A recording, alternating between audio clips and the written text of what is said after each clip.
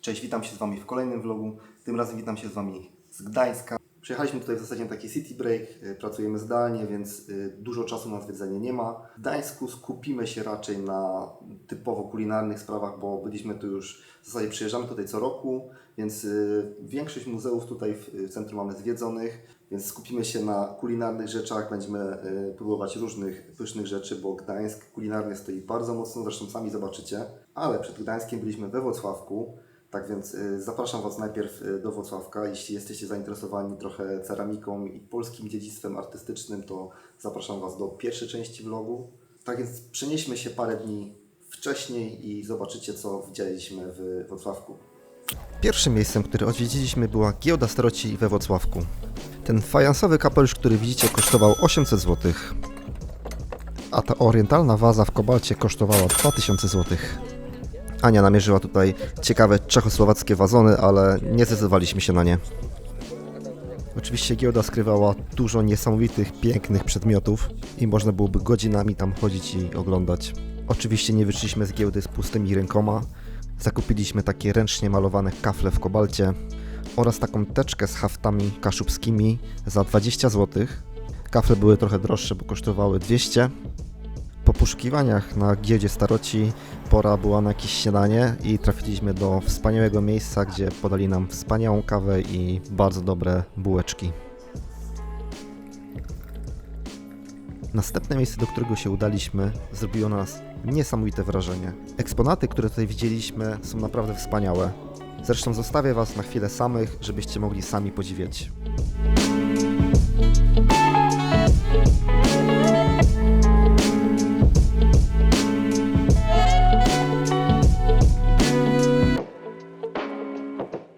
Jeśli ktoś się interesuje polskim szkłem i ceramiką, to jest fantastyczne muzeum, bo jest tutaj świetnie, jest tutaj taki wypas. Powiem Wam, jestem tak zaskoczony, jest ekstra, jest super, mega polecam to miejsce.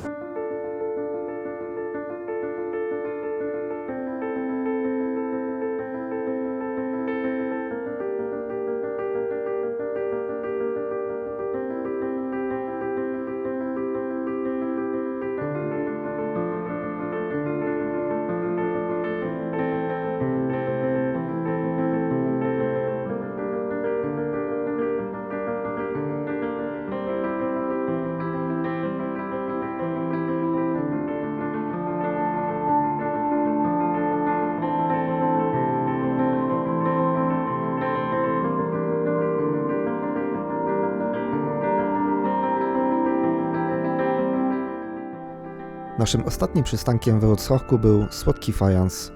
Jest to również magiczne miejsce na mapie Włocławka. Jest to sklep z włocławskim fajansem. Można tu w zasadzie zakupić eksponaty, które mogłyby się spokojnie znaleźć w muzeum, a zamiast tego można je posiadać po prostu u siebie w domu na półce.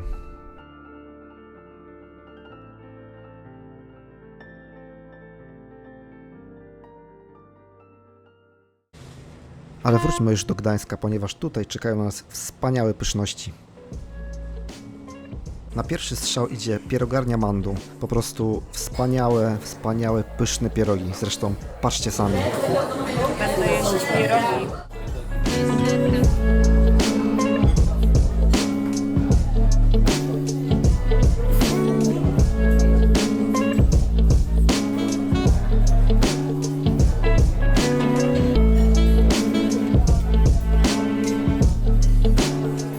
Jeśli chcielibyście się tutaj wybrać, to weźcie pod uwagę, że najprawdopodobniej będą kolejki. Zaraz po pierogach wybraliśmy się na krótki spacer po centrum Gdańska. I Gdańsk architektonicznie zachwyca, jest wspaniały i przede wszystkim spójny na każdym kroku.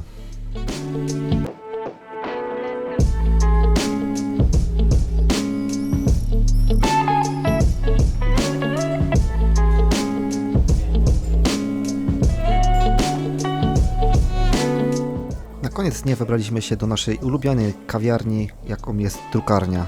Zjedliśmy tam fantastyczne ciasto i pyszną kawę jak zawsze. W drukarni można zakosztować kawę speciality zaparzoną na wiele sposobów.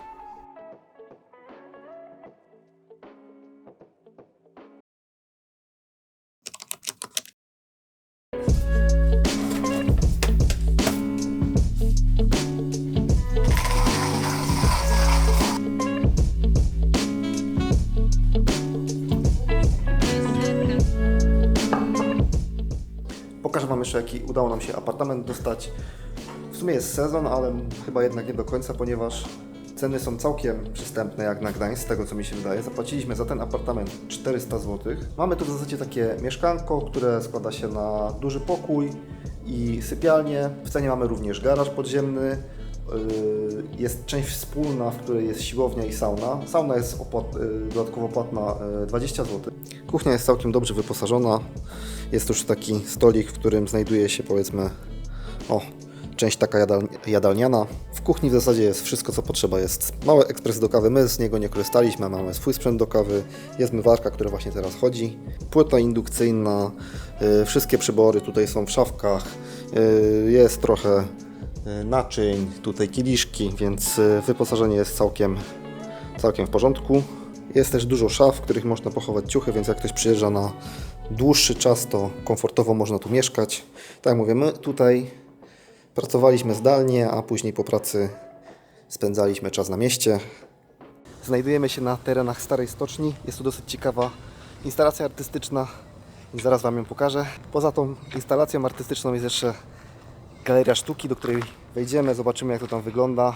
Często bywaliśmy w tych regionach już lata temu i pojawiło się tutaj dużo jeszcze barów powstało i zdecydowanie jest to już coraz bardziej zabudowany teren i mniej upuszczony niż był. Tak więc zapraszam Was do galerii sztuki.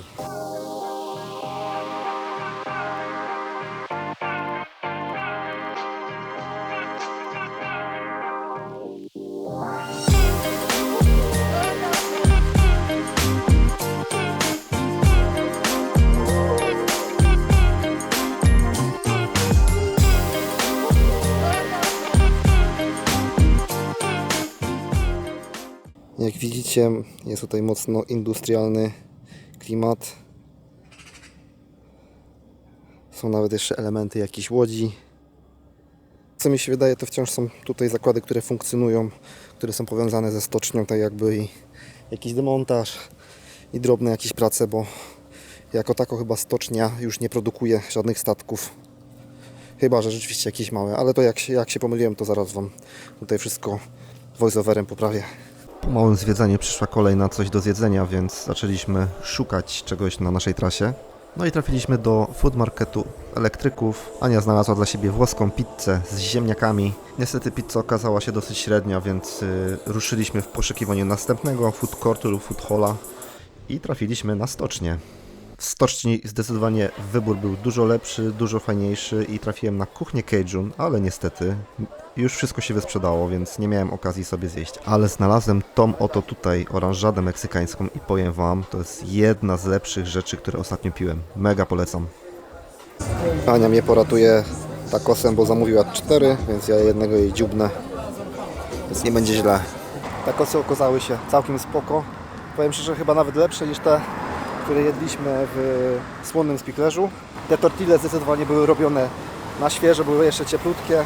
Ten akcent granatu też był dobry. Ogólnie mega dobre, polecam. Gdańsk ma to do siebie, że kulinarnie stoi bardzo mocno, więc my tutaj się non-stop obżeramy. Powiem Wam szczerze, że cieszę się, że tu nie mieszkamy, bo pewnie bylibyśmy grubi i byłoby ciężko. Właśnie zmierzamy do kolejnego food halla, do montowni i tam sprawdzimy, co można zjeść. No to wchodzimy, dotarliśmy już do montowni.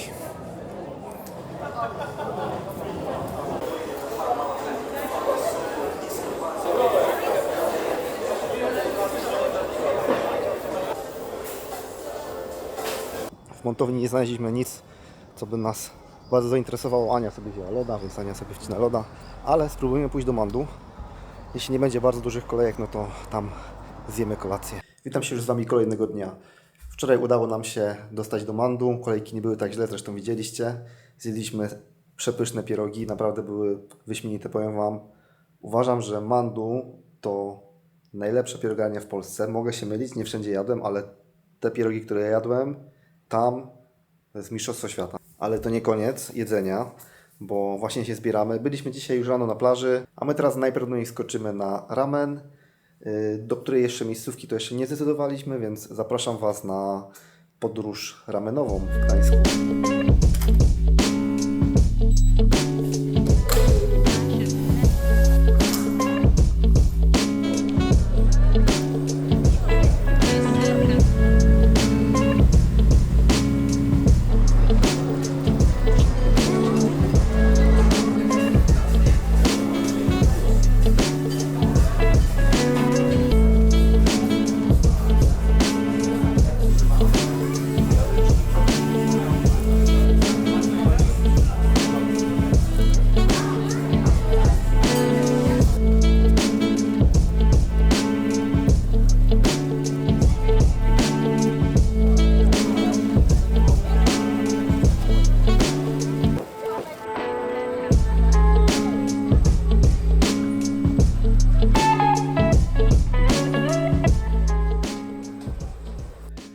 ten ramen.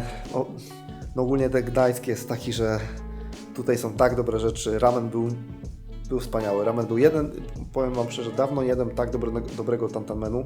Bulion był mega kremowy, był naprawdę mega pyszny, mega smaczny. Tak mówię, dawno nie jadłem tak dobrego ramenu. Jak miałbym się już do czegoś doczepić, no to makaron był trochę za mało sprężysty jak na moje gusta. Ramen był może delikatnie chłodny, jak go dostaliśmy. Wszystkie dodatki w nim były, że tak powiem, w sam raz, nie dominowały smakiem. Pierwsze skrzypce grał makaron i bulion. Ta miejscówka jest godna polecenia, więc jak będziecie w Gdańsku, to też Wam polecam odwiedzić ten ramen, jeśli lubicie ramen, a warto robić ramen, bo ramen jest zarąbisty. Ale to już wszystko w tym vlogu. Dzięki bardzo za oglądanie i widzimy się następnym razem.